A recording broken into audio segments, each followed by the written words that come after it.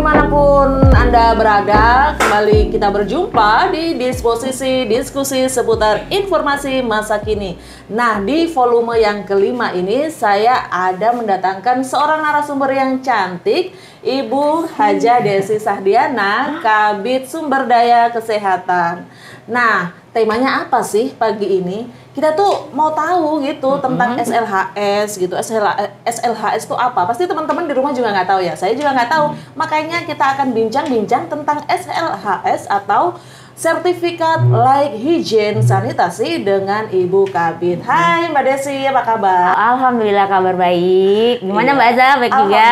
Iya, saya juga baik. Nah Mbak Desi, kan tema kita pagi ini tuh tentang SLHS gitu ya. Sertifikat Layak Higien Sanitasi. Sebenarnya SLHS itu apa gitu ya? Baik, SLHS itu adalah sertifikat layak higien sanitasi sehat, sertifikat yang dikeluarkan oleh Dinas Kesehatan bahwa usahanya Bapak Ibu telah memenuhi syarat-syarat layak higien sanitasi yang dipersyaratkan di Permen. Jadi dia semacam Mbak, berarti kalau kan SLHS itu menurut Permenkes 14 2021 untuk dan Perbup 1 2020 ranah kita itu untuk SLHS di di Dinas Kesehatan itu meliputi jasa boga, jasa boga, depot air minum, restoran, tahu tempe juga, kedelai. Tapi mungkin yang pagi ini kita akan lebih fokus ke jasa boga dan depot air minum. Iya, jadi ternyata banyak ya cakupannya ya yang di yang ada di bawah Dinas Kesehatan. Tapi kita mengkhususkan di jasa boga dan juga depot air minum aja untuk pembahasan di pagi ini. Ya, nah, kenapa sih Mbak Desi jasa boga atau depot air minum tuh harus punya sertifikat layak higien gitu? Kenapa? Ya. Karena begini Mbak, jasa boga ini kan pertama adalah resiko makanan ya, makanan masuk ke tubuh orang, air minum juga begitu ya. Jadi memang untuk perizinannya itu mereka dinamakan dengan SLHS. Nah, mengapa perlu? Karena pertama apa yang kita makan kan setidaknya harus sudah ada penilaian baik tidaknya, sudah diperiksa oleh tenaga kesehatan, terus sudah diuji lab, terus juga sudah mendapatkan pelatihan sebelum mereka dipakai atau digunakan atau dikonsumsi secara umum gitu ya. Dan juga SLHS ini banyak digunakan sebagai persyaratan untuk lelang-lelang. Ternyata yang punya badan usaha dan yang pengen ikut lelang ya, ini SLHS penting banget. Sebenarnya Mbak, kita kan bertransformasi ya untuk OSS. Sekarang kita perizinan itu namanya OSS, Online Single Submission. Single Submission. Sekarang badan perorangan pun bisa. Jadi jadi maksudnya kayak gini, dalam arti begini, untuk memiliki SLHS tidak harus mempunyai badan.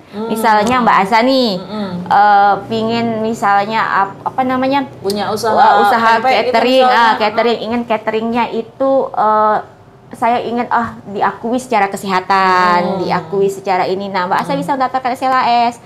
Nah, kalau sudah misalnya Mbak punya SLHS kan Mbak secara promosi sudah gampang.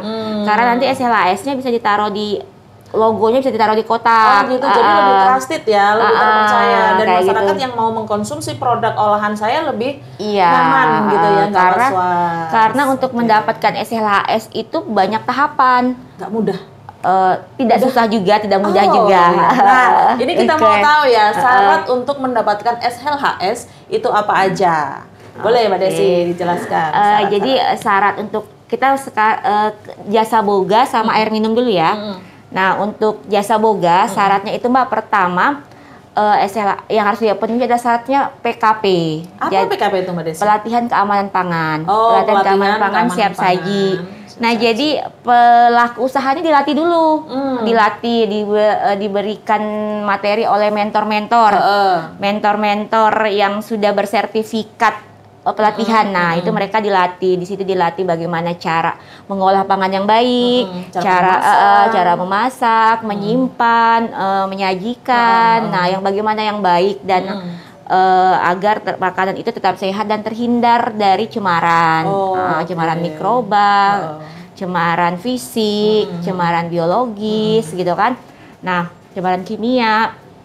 Setelah itu setelah mereka PKP, mereka juga sebenarnya rutin di puskesmas, teman-teman sanitarian atau DFA itu rutin melakukan inspeksi kesehatan lapangan. Nah, jadi teman-teman puskesmas itu akan ke lapangan mengecek itu sarananya Bapak Ibu apakah sudah sesuai dengan sanitasi. Secara berkala gitu ya. Nah, jika Ibu setelah Ibu mendapatkan IKL, punya PKP, nah untuk syarat yang harus dipenuhi satu lagi yaitu usap alat. Tes uji laboratorium. Jadi apa namanya? Ini makanannya dan alatnya itu dilakukan uji. Nah, apakah ada cemaran E. coli? Apakah ada bahan tambahan pangan yang berbahaya kayak boraks, rodamin, metil yellow dan sebagainya dalam makanan. Nah, nanti kalau udah begitu Ibu sudah kumpulin syarat-syaratnya, daftar di OSS, masuk ke PB-UMKU, udah keluar daftar SLHS-nya. Gitu. Ternyata syaratnya gampang ya. Yang pertama memang harus wajib punya atau wajib ikut pelatihan PKP ya, Mbak Desi ya. Kemudian kalau sudah itu ada yang tes usap tadi ya, uji alat, sama kemudian inspeksi kesehatan. Kalau sudah terpenuhi, silahkan masukkan formnya di OSS ya, seperti itu. Jadi kalau pertama mendaftar itu kan masuknya dulu ke SS, masuk ke OSS dapatkan NIB. Setelah dapat NIB, nanti apa namanya ada persyaratan SPPL diunduh, SPPL-nya diunduh. Nanti diverifikasi sama pariwisata provinsi. Oh gitu, bukan hanya lingkup Kabupaten Nunukan ya? Itu untuk NIB-nya. Setelah nanti pariwisata provinsi kelar, masuk ke PB-UMKU-nya. PB-UMKU-nya itu ada di kami, di kesehatan. Nanti kami yang verif di sini. Jadi semua berkas-berkas Ibu seperti apa namanya tadi, PKP-nya, sertifikat PKP, sertifikat IKL-nya, inspeksi kesehatan lapangannya, terus tes uji alatnya itu dilampirkan. Kita akan buat pengantar dari dinas. Nah, nanti mereka tinggal upload sendiri ke sistem, keluarlah SLHS-nya, sertifikatnya. Begitu aja. Kalau sudah keluar sertifikat nih Mbak Desi, berapa lama ini bisa dipakai? Ada jangka waktunya nggak sertifikat ini? Kalau untuk SLHS-nya berlaku 3 tahun. Oh, berlaku 3 tahun. Jadi kalau sudah 3 tahun harus perbarui lagi ya, perpanjang lagi. Gitu. Kalau untuk PKP-nya sekali aja. Jadi 1 kali PKP sudah untuk bisa dipakai selamanya untuk user dan penjama. Iya, benar. Pemilik dan penjamanya. Nah, ini kayaknya sobatku mau tahu ada biayanya nggak untuk ngurus SLHS? Oh, SLHS gratis Mbak. Oh gratis, gratis ya. Gratis kecuali tadi yang uji lab. Oh uji lab. Uji lab karena kan fasilitas kita di Nunukan apa namanya belum mampu nih. Jadi kita kirim ke Labkesda Tarakan. Oh dikirim ke Tarakan. Nah, itu ya biayanya. Ya, biaya. Jadi ada biaya di di Labkesda Tarakan berapa tuh usap alatnya, berapa harga biayanya. Itu sudah di apa namanya udah ada sudah ada listnya berdasarkan peraturan mereka. Jadi nggak usah takut ada pungli ya, itu sudah terpapar semuanya ya. Mungkin tinggal pengiriman kita dari sini ke sana kan, pengiriman kita dari sini ke sana, transportnya, yang bawa itu sampel ke labnya, itu paling. Tapi jadi kami itu biayanya untuk itu aja ya, yang untuk uji labnya ya, untuk yang lain-lainnya gratis ya. Gratis. Nah, mau tahu lebih lanjut tentang SLHS, jangan kemana-mana ya. Kita mau break dulu, kita mau minum dulu. Oke.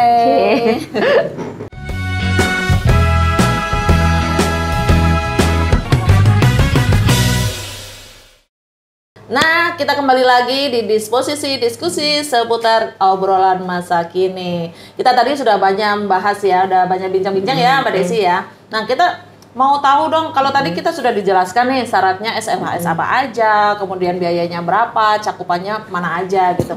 Nah, kalau untuk sertifikat SLHS-nya nih Mbak Desi, kira-kira untuk menerbitkannya butuh waktu berapa lama? Sebenarnya ketika semua persyaratan dipenuhi, nggak lama Mbak. Oh, nggak lama? Ya, jadi ketika sudah ada PKP-nya, sertifikat PKP, sudah ada IKL-nya, terus sudah ada uji alatnya, begitu Mbak unduh ke apa namanya ke upload di OSS, terus NIB-nya sudah oke, maksudnya PB-nya perizinan berusahanya yang apa namanya klikkan provinsi sudah oke, apa namanya syarat-syaratnya di PB-UMKU-nya kami sudah oke. Ketika masuk kita tinggal oke kita verif langsung cetak. Langsung Verif di ACC lagi sama PTSP, mereka kan melihat kita verifikasi nih sebagai OPD teknis.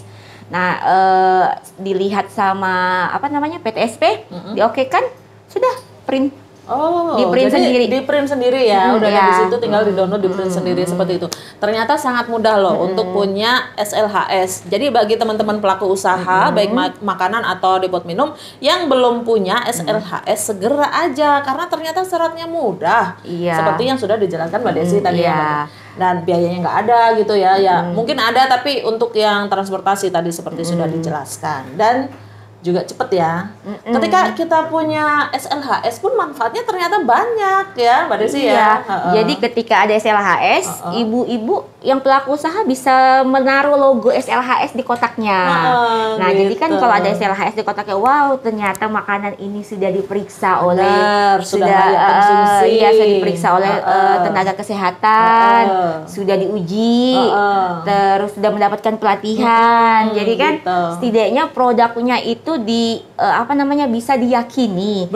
Dan kita pun mempromosikannya gampang. Ini ibu barang ini sudah ada SLHS-nya loh, sudah dibina sama dinas kesehatan.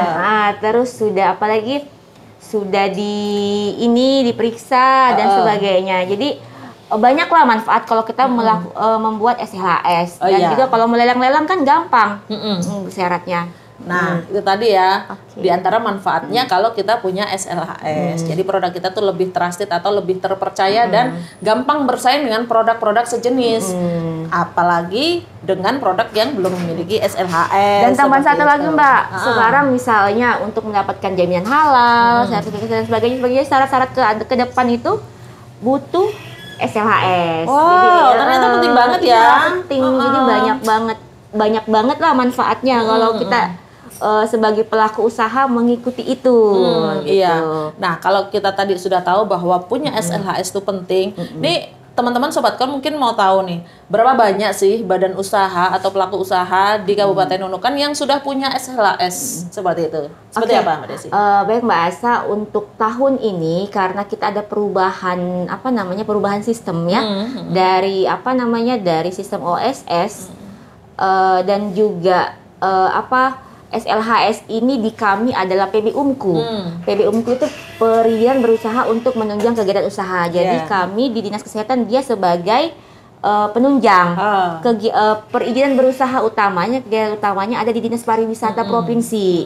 Nah, itu tadi kita terhalang bahwa harus Dinas Pariwisata Provinsi dulu yang mengapprove izinnya, keluar PB-nya, baru nanti pelaku usaha masuk ke PB-UMKU. Jadi banyak nih sudah NIB yang masuk, tapi belum terhalang di situ ya. Terhalang oleh Dinas Pariwisata. Tidak belum di-approve. Padahal yang mereka butuh approve cuma SPPL.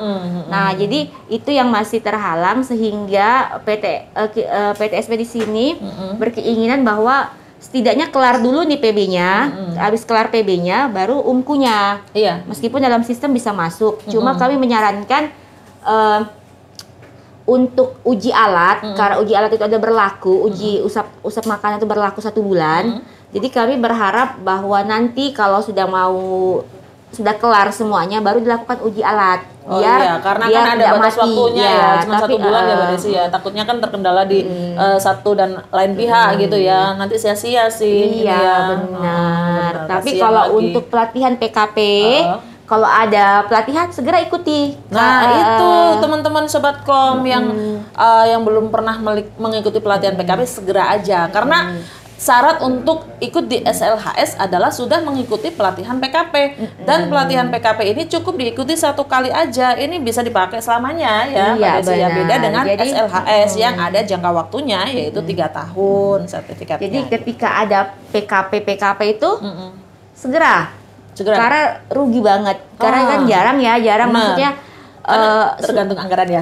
Kalau ini Mbak, makanya karena banyak pengusaha yang kadang jadi Dinas Kesehatan itu Mbak, banyak kami dari SDK itu banyak melakukan ibaratnya langkah-langkah apa nih yang menjadi penghalang pelaku usaha. Nah, kita berusaha berusaha mengatasinya. Nah, seperti pertama PKP. PKP ini kan syarat wajib ya. Syarat wajib harus ada, tetapi di tengah keterbatasan anggaran, kita putar otak nih gimana caranya pelaku usaha masih tetap bisa mendapatkan pelatihan meskipun tidak tersedia anggaran. Jadi akhirnya kita diskusi dengan pelaku usaha. Pelaku usaha setuju, ya udah udahlah bilangnya mereka yang panggil kita, kasih materi. Jadi mereka yang turunan lah ya istilahnya patungan untuk panggil kasih materi. Itu ya. Kita tuh yang penting kalian dapat materi gitu kan. Dan alhamdulillah mereka semuanya respon antusias banget. Dan itu juga untuk biaya makannya. Makan kalau kita udahlah kalau pembicara nggak usah kayak gitu kan. Yang penting peserta aja sih. Yang penting kan kalian dapat materinya, tidak kelaparan dari pagi sampai sore. Karena kan itu 1 hari itu 2 hari pelatihannya. Ya. Jadi aku pernah ikut tuh. Bukan sebagai pelaku usaha sih, cuman waktu itu meliput jadi tahu sedikit lah prosesnya. Jadi itu udah kita jabanin tuh, alhamdulillah. Dengan metode itu udah kita bisa melakukan PKP, nol anggaran dari pemerintah itu alhamdulillah. Lalu mengenai usap alat, usap alatnya itu kita bekerja sama dengan Labkesda Tarakan. Alat-alat nanti teman-teman sanitarian, teman-teman Labkesda di sini membantu mengambil sampelnya dikirim ke Tarakan. Nah itu yang tadi nanti ada biaya di situ. Yang timbul biaya cuma di situ aja ya Mbak Ci ya. Okay. Sama kalau yang pelatihan PKP sih itu tadi aja. Iya. Terus itu ya dua kita atasi ya. Terus yang terakhir ini kendala di tadi pariwisata provinsi. Nah ini kita sudah lakukan dengan saya berkomunikasi ke PTSP Nunukan. Jadi sudah saya sampaikan ke PTSP Nunukan bahwa kendala kami di lapangan begini dan alhamdulillah kemarin sudah dibawa ke rakor. Dibawa ke rakor PTSP di Tanjung Selor. Jadi katanya tuh nanti mereka akan segera tindaki kalau saya dapat jawab, dan kita harus juga melapor, melapor. Dan juga kemarin ada linsek, Zoom dan kita diundang, dan saya juga menyampaikan permasalahan kita yang ada di situ. Jadi alhamdulillah ketika mereka teman-teman PTSP datang ke sana, ternyata itu sudah terblow up duluan karena sudah pertemuan sebelumnya. Jadi kami mengatakan bahwa kami tidak bisa terlalu maju karena belum bergeraknya perizinan pariwisata di provinsi. Dia belum meng-approve. Kalau sudah di-approve, udah deh clear ya. Jadi masyarakat itu bisa tahu bahwa ternyata bukan dari Nunukan yang lambat memproses gitu ya ternyata. Karena kan kita ini sistem ya. Sistem kan harus ada jenjang-jenjangnya untuk verifikasi ya Mbak ya, seperti itu. Jadi dengan hadirnya Mbak Desi di sini juga memberi pencerahan kepada teman-teman Sobatkom di sana kendala-kendala yang dialami dalam penerbitan SLHS. Sebenarnya seperti sudah disampaikan tadi. Kalau semuanya dokumennya lengkap atau segala macam, tinggal klik verifikasi terbit deh, selesai ya Pak ya. Seperti itu. Iya. Nah, mudah-mudahan kedepannya kendala-kendala yang saat ini sedang dihadapi itu segera terselesaikan dan mendapatkan solusinya. Biar kita semuanya, para pelaku usaha baik itu makanan maupun depot minum bisa segera mendapatkan SLHS karena itu tadi sangat penting ya Mbak Desi. Oh ya Mbak, bedanya itu tadi kan kalau SLHS Jasa Boga, labnya ditarakan, terus PB-nya tuh pengapprove-nya itu ada di Dinas Pariwisata Provinsi. Nah, kalau yang depo minum? Depo air minum ini lebih bisa banget. Karena pertama, pengapprove-nya itu hanya cuma di Disperindak di sini ya, jadi terus lebih mudah uji alatnya, uji airnya, sampel airnya juga cuma di Labkesda Nunukan. Jadi lebih singkat lagi daripada SLHS Tata Boga. Iya, Jasa Boga emang agak lebih lebih ribet sedikit, lebih panjang dikit lah. Lebih panjang dikit lah. Kalau air minum semuanya ada di Nunukan. Jadi yang PB-nya ada di Nunukan. PB UMKU-nya juga di kita, labnya juga di sini, jadi semuanya bisa lancar lah ya. PKP-nya juga sudah kemarin kami sudah melakukan PKP sebanyak 56 depot air minum di Nunukan. Di Nunukan, udah semua ya di tahun ini ya? Tidak semua sih, maksudnya Belum. sebagian besar. Sebagian besar. Oke. Berarti banyak banget dong yang punya usaha depot air minum di banyak, Nunukan ya? banyak Banyak banget. Aku nggak tahu Mbak. Banyak banget yang punya Soalnya depot. aku minum air mineral. Yang punya depot air minum tuh banyak banget. Dan alhamdulillah teman-teman sanitarian dari puskesmas itu memeriksakan rutin setiap 6 bulan sekali. Iya, jadi kita mengkonsumsi air galon itu udah tenang gitu ya. Ya setidaknya mereka sudah diperiksa ya, diperiksa dilakukan pemeriksaan kesehatan lah ya. Jadi misalnya ada apa yang terdapat di lapangan, teman-teman yang mengedukasi, baik. Pak ini. Cuma untuk mendapatkan izin tadi itu tadi lagi untuk SLHS air minum, uji lab air minum, baku surat surat nota kwitansi. Dapat air bakunya dari mana? Jadi sumbernya udah harus jelas nih, ngambil airnya dari mana gitu ya. Harus dari air minum, dari sumber yang dari mata air, tidak boleh dari PDAM. Oh gitu. Ya, jadi harus ngebor ya, dari pengeboran. Intinya tidak mengambil dari PDAM. Bukan air keran gitu yang bukan air keran. Aku baru tahu loh nih Mbak Des, kalau ternyata depo air minum itu nggak boleh ngambil air keran dari PDAM ya. Nggak boleh, Mbak. Mereka harus punya sumber air bakunya ya. Atau nggak bisa beli, tapi yang pasti bukan air keran tuh yang diambil baru masukkan ke tangki, bukan itu. Iya. Aku baru tahu. Iya, tahu kan ya? Iya, baru tahu. Makanya ini pentingnya kita berkomunikasi dan berkolaborasi ya, Mbak Desi. Terus, kayak gitu. Apalagi nih info yang bisa dibagikan nih? Ada lagi nih info yang mau saya sampaikan ya. mengenai air minum ya Mbak ya. Jadi menurut Permenkes 14/2021, ini depot air minum hanya diperbolehkan menjual produknya secara langsung kepada konsumen di lokasi depot dengan cara mengisi wadah yang dibawa oleh konsumen atau disediakan depot. Gitu. Jadi kita nggak boleh menjual lagi, misalnya saya beli air minum di Mbak Desi kemudian aku jual lagi. Jadi harus Mbak Desi yang menjual ke konsumen gitu ya. Itu yang pertama ya. Yang kedua, DAM dilarang memiliki stok produk air minum dalam wadah yang siap dijual.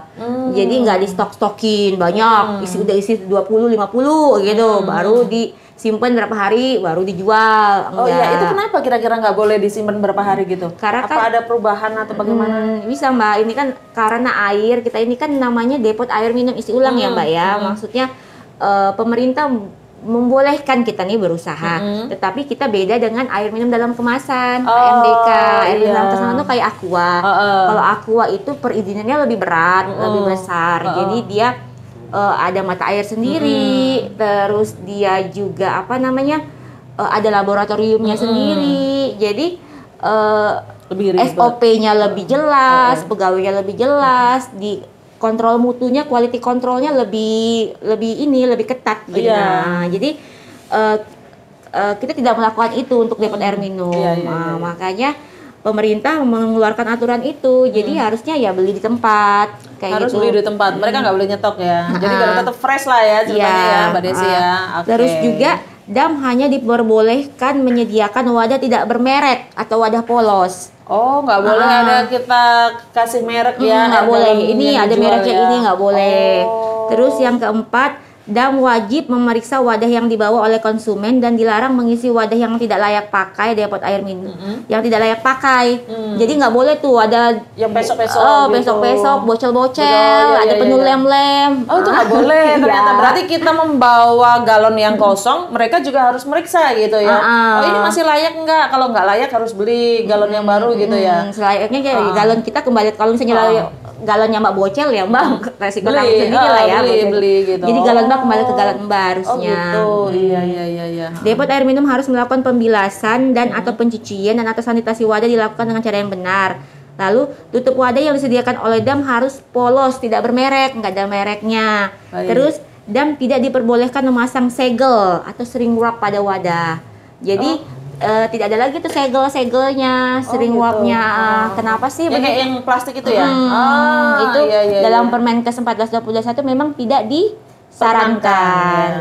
Kenapa tidak disarankan? Karena kita ini adalah depot air minum isi ulang. Bukan penjual air minum dalam kemasan. Iya, bukan air minum dalam kemasan. Benar. Jadi nggak boleh sebutkan merek, nggak boleh penyegelan. Terus harus itu tadi ya, harus dibilas. Kemudian harus juga memeriksa kualitas dari galon yang akan diisi. Seperti itu ya, Mbak Desi ya.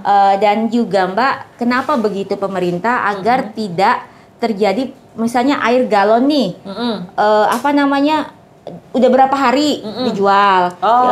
Jadi seharusnya air galon yang kita konsumsi itu yang diisi hari itu. Oh iya, nggak boleh yang sudah mengendap berhari-hari gitu. Begitu untuk itu yang benar ya. Ya itu yang benar. Jadi kalau misalnya nih, saya pergi ke depo air minum, terus saya bawa apa namanya galon kosong, saya dikasih yang sudah isian gitu. Saya harusnya nggak mau ya, saya menolak ya. Ya harusnya enggak. Seperti itu ya, konsumen kita juga harus tahu dan harus cerdas. Nggak mau dikasih yang sudah dalam kemasan ya, harus yang langsung diisi. Jadi gitu Mbak ya. yakin, oh ini nih galon apa namanya airnya baru nih. Baru, iya.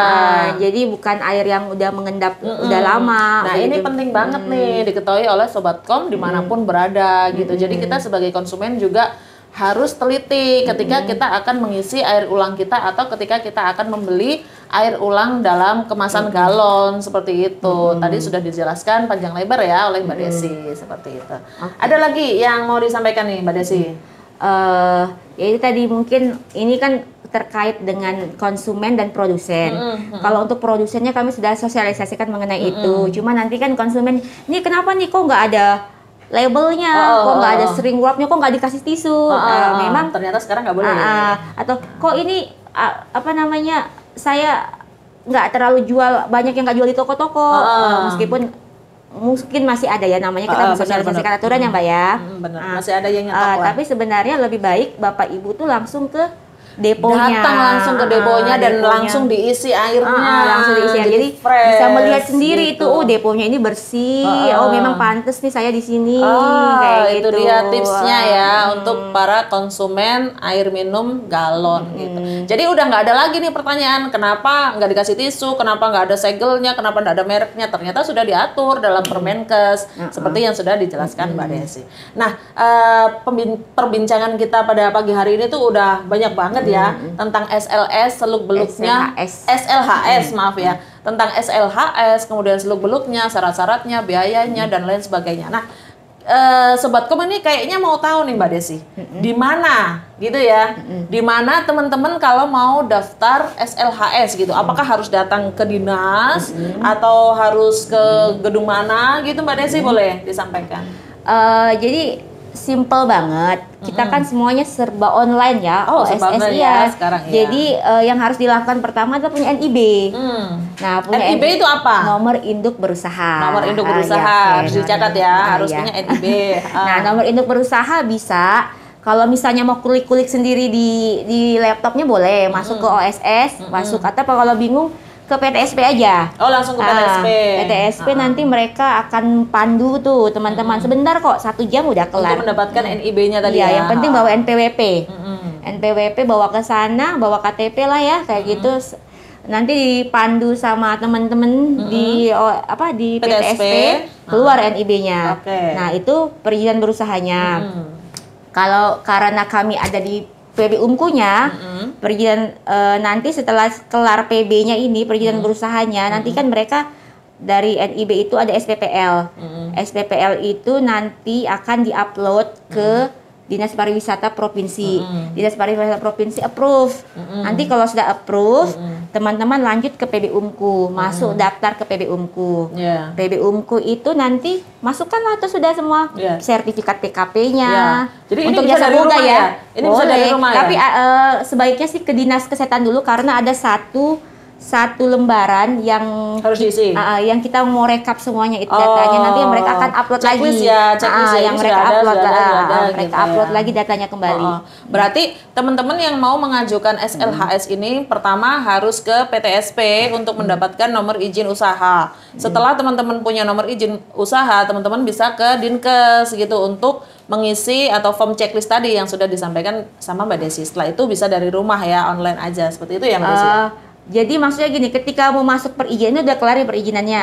Maksudnya sudah dipenuhi syarat-syaratnya tuh Mbak. Jadi sudah PKP-nya, sudah ada IKL-nya, sudah ada uji alatnya. Nah, itu baru dia bisa masukkan sendiri. Ya, jadi kalau semua syaratnya sudah di checklist, sudah dilihat nih sama teman-teman dari Dinkes kayak gitu. Oh, ini udah ada dokumennya gitu. Teman-teman bisa lanjutkan prosesnya di rumah aja. Seperti itu. Jadi nggak kemana-mana karena sekarang sistemnya online. Iya, gitu. enak banget. Dan tinggal ditunggu aja deh di rumah duduk manis. Nanti kalau sudah selesai tinggal di print dan tada, sudah punya SLHS gitu. Oke, udah langsung dipasang langsung dipajang. Dipajang. Jadi ini siapa nih? Udah ada SLHS-nya. Oh, saya punya.